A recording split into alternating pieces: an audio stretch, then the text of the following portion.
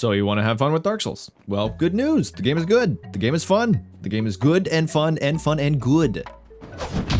Bad news, Dark Souls can be frustrating to get started with if you are new and can put off a lot of players with the amount of fuck all that the game tells you when you start the game. So if you want to just get started and have fun without having to bash your undead skull into an undead wall a million times like I did when I first started, you've come to the right fireplace. We'll start by going over some basic info that is fundamental and necessary to know about the game before you can really start having fun with it, and then we'll go over some more specific and nuanced mechanics that the game offers that are actually good and fun once you know how they work. So let's metaphorically jump in.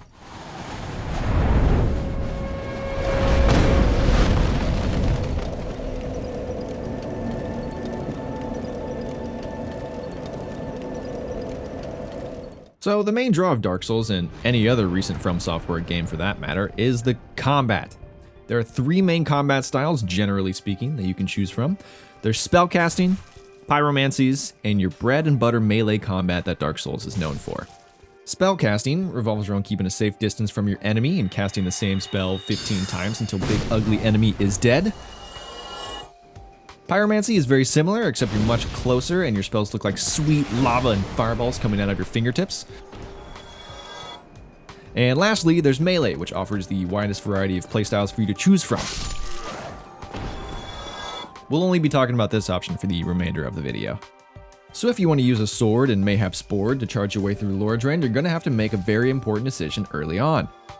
Do you want to get big and strong and wield a very slow but very powerful weapon that staggers enemies and kills things in just a few hits? Or do you want to be fast and agile with a smaller but quicker weapon, dodging in and out of combat to wear your opponents down over time? For the former, you pretty much only want to level your strength as your damage stat, and for the latter, your dexterity. You cannot reassign your skill points once you've placed them like you can in later installments, so if you fuck up and level your resistances, you're kind of screwed. This is why it's important to make this decision early in the game. You get a lot of souls to level up early in game, and if you don't allocate them correctly, you can essentially brick your character and make the game much harder for yourself than it needs to be. So big and strong equals strength, and fast and agile equals dexterity. It's important to know though that this isn't a strictly binary decision. As you get later in the game, you're going to find strength weapons that kind of behave like dexterity weapons, and some dex weapons that kind of behave like strength weapons. But some of the strongest and the most straightforward builds are just one or the other.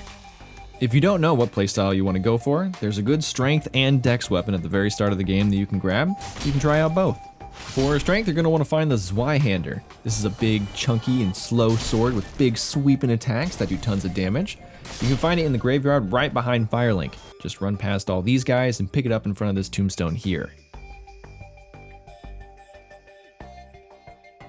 The Uchi Katana is the dexterity counterpart.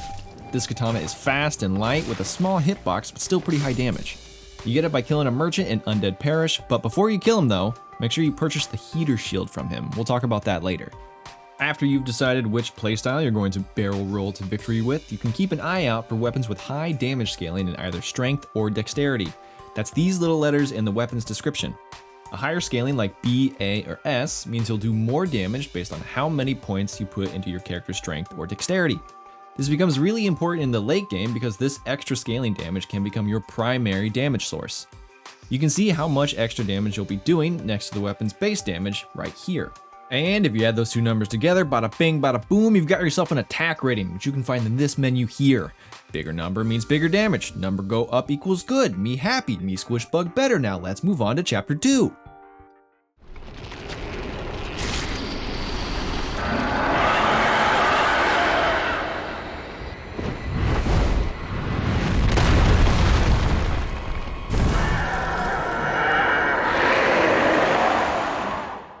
Boss fights are simultaneously the most frustrating and gratifying part of any Souls game. The rush you get after killing a boss you've been struggling with is unmatched in modern titles, but bosses are also really hard, so you need to know how to approach them if you want to win and, have fun. The original Dark Souls is a much slower and defense-based game than its sequels. Bosses hit really hard, but also have pretty generous openings that allow you to get a few hits in after they've done their gigantic Giga Butt Slam for the 15th time. Bosses also have a lot of health though, so we're going to need to take advantage of a lot of openings over the duration of a fight if we want to eventually take them down. This means we have to survive for a long time in fights, so our main focus is actually self-preservation and not dying, instead of dishing out as much DPS as we can muster. To survive and not get squished like a bug, you're going to want some decent armor, a decent shield, and some upgrades to your Estus flask. Armor is very important because it's what's going to determine how much damage you take when you get hit. Every attack in the game does a certain type of damage. The fire breath from the gargoyles do fire damage, go figure, and their halberd attacks do physical. Every piece of armor has a specific defense rating against every damage type, and a bigger number means a larger amount of damage will be blocked. Some armor pieces have a lot of fire resistance but do fuck all against magic attacks, while others might have a ton of magic block, but a single undead with a fork could cut through you like butter. It's important to know what type of damage a boss does and choose your armor accordingly. Hits and smacks usually do physical, separated into strike, slash, and thrust types. Spells do magic damage, fire and lava do fire damage, and lightning attacks do lightning damage. Next, you're going to want to get yourself a good shield. Similar to armor, shields also have damage reduction ratings, but unsimilar to armor, these numbers are actually percentages. Man, that'd be nice if the game actually told us that. So if you look at this top number here, you can see that this shield sucks undead balls and only blocks 75% of physical damage. That means any physical damage attacks that you block are going to cause chip damage because that remaining 25% is still getting through. The best way to avoid this is to get a better shield.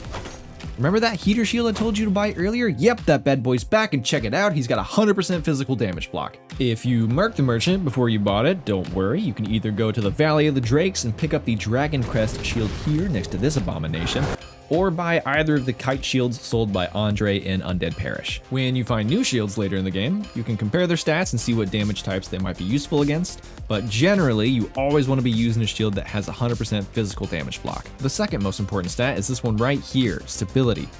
A shield's stability is what determines how much stamina you lose when you block an attack. If an attack reduces your stamina to 0, you get stunned and take damage, which is bad. You can somewhat counter this by lowering your shield in between attacks so you regen stamina faster, but for late game enemies and bosses, you're going to want a shield with high stability. Also, while we're on the topic of shields, try to practice your parrying now. It's a super broken mechanic that can completely trivialize some of the later game enemies, but it's kind of tough to learn, so practice against these hollow undead here until you get the timing just right. But you know what's better than blocking damage? Not taking damage at all, dummy. So let's talk about rolling speeds and invincibility frames. There are 3 different weight classes in the game, but the game doesn't tell you that, thanks FromSoft. Your character can have a weight of light, medium, or heavy, and this is determined by your equipment load here. The number on the right is the maximum amount of weight you can carry before being over encumbered, and the number on the left is your combined weight of everything you have equipped, including your armor, shield, and weapon. If you want to stay in lightweight, your load should never exceed 25% of your maximum equipment load. Benefits of being in a light equipment load are a faster run speed, faster stamina regeneration, and a quicker roll with more iframes. But this also means you'll have to wear lighter armor, which won't protect you so much when you get hit. If you want to stay in medium load, make sure you stay at or under 50% of your maximum. You'll have a slower run speed and stamina regen and a slightly worse roll, but your heavier armor will offer you more protection when you get hit. Anything above 50% equipment weight and you're in heavy load. You move terribly slow, have awful stamina regen, and your roll is by far the worst. Try to avoid this at all costs because it's ass and only viable for a few specific boss fights. There are also websites out there that allow you to put in your stats and your weapons, and it'll tell you what the best possible armor is for you at each weight class, just for you min-maxers out there. But I find it more fun to mix and match on my own. Also, Fashion Souls is a thing, and you should care about it. Lastly, let's upgrade that Estus flask. Upgrading your Estus allows for each flask to heal you more, giving you more effective HP over the duration of a boss fight. You can upgrade your flasks at Firekeepers like this lady underneath Firelink here, but in order to upgrade, you need Firekeeper souls. Luckily, there's 2 you can get pretty early in the game, one of which is going to be in the Undead Church right in the front here, and another is going to be in the New Londo Ruins right after you get to Firelink. Just circle around the bonfire here, take this elevator all the way down, walk along this narrow path, circle around to the right, walk along this narrow path as well, and boom, you've got yourself another Firekeeper soul. You can now upgrade your Estus twice, which should be all you need to take down the first Bell Boss. Alright, with that knowledge, you should be able to metaphorically kick a metaphorical boss's metaphorical ass, so let's move on to the next chapter.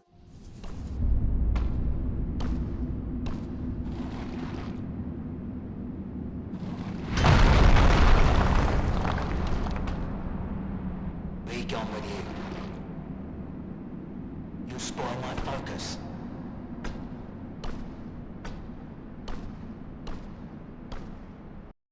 Eventually, some enemies are going to start dropping these things called Titanite shards.